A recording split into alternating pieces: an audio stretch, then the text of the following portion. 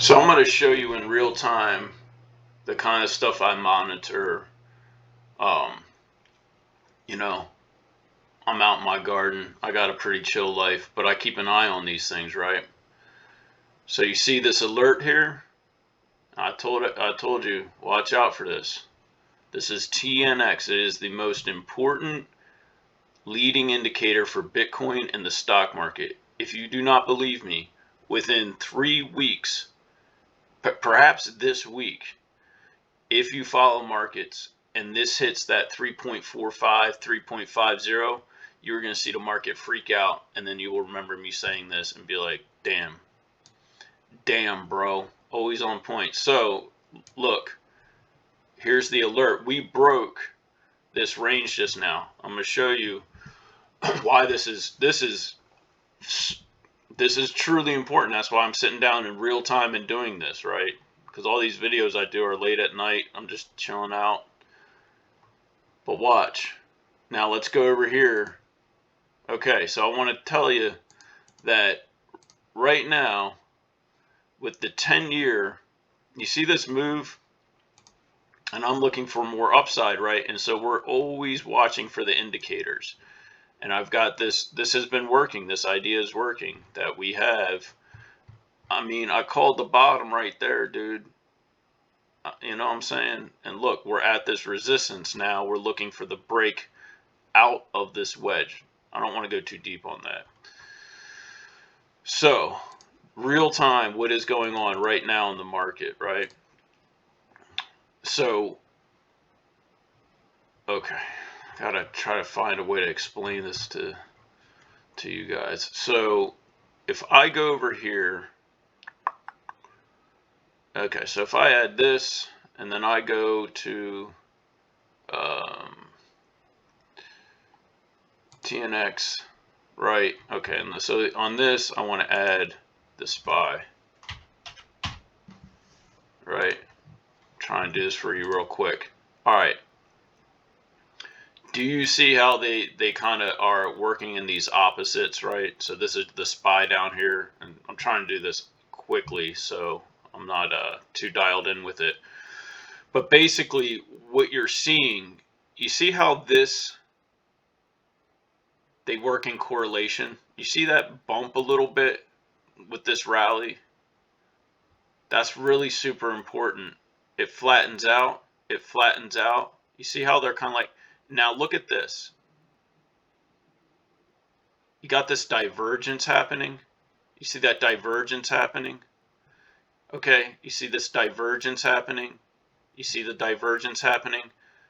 Okay, so they should be working inverse, but now we're getting divergence. What's happening on the daily, I'm going to take that off because it's distracting. So if we look at the 10-year treasury right now, it just broke. And it's this kind of stuff, man. I mean, it's very hard to learn, to be honest. But see how it just broke this little range here? The market is not going to like that. So here you go. Now, this is why I don't use MACD and all that stuff, because that's looking in the rear view mirror. I'm telling you what's in the front view, right? So look, that TNX is coming down, however, or moving upwards. The TNX is trending upwards, and the market, however, is in this upwards trend as well, but they usually work inversely. Okay, that's the key takeaway. And the TNX is coming into this primary zone here. We didn't get the pullback.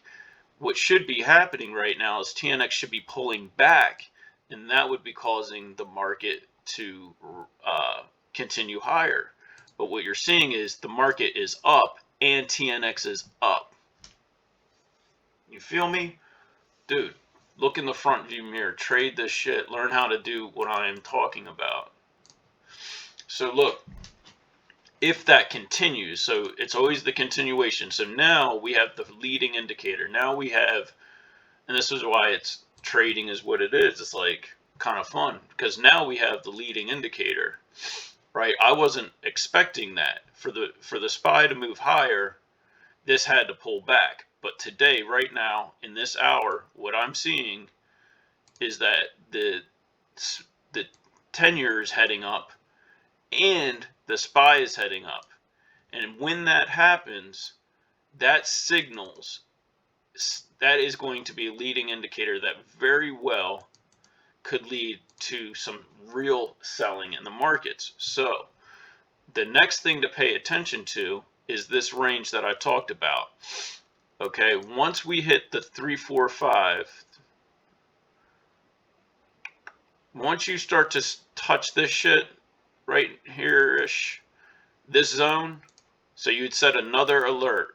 Okay, so now we have it on the radar. This is in the front view mirror. We know that there's the potential for some real selling to come in, which I wasn't expecting, right? Because I've been saying it's, if it's data driven, so on and so forth, we should continue higher.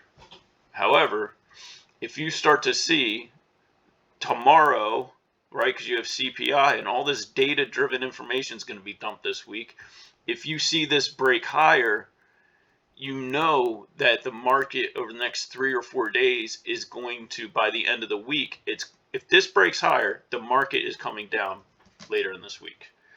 If it breaks higher aggressively, this rally's over, right? It's over. If that breaks higher aggressively, this doesn't make it back over that support, guys. That's how it goes, right? If that breaks higher, you might get a little bit of that, and then you're going to get this. That's it. This would be the end of the bounce if that breaks higher. Now, so you don't trade. This is real time, right? This is, no one's in crypto world is doing what I'm doing, right? So this is real time, exactly what's happening. That's why you don't need these fucking indicators, because that will tell, the news I'm telling you now will be reflected in that indicator next week, because the MACD and all these moving averages are only reporting after the candlestick information is in. Duh. So now let's go to one more thing, because I'll show you the VIX. So tomorrow, watch the VIX, right? If you start to see the VIX break out, when I say breakout, you would have to see it. If it starts to do some of this, that's where I'd really start to pay attention, because the VIX is, can move a lot.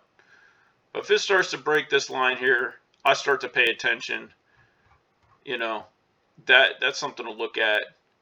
If it stays up here throughout the week, so it breaks out Tuesday, Wednesday, Thursday, it continues upward with the TNX doing what it's doing, then you could see a big sell on Friday, or you could have down Friday, down Monday, which usually happens.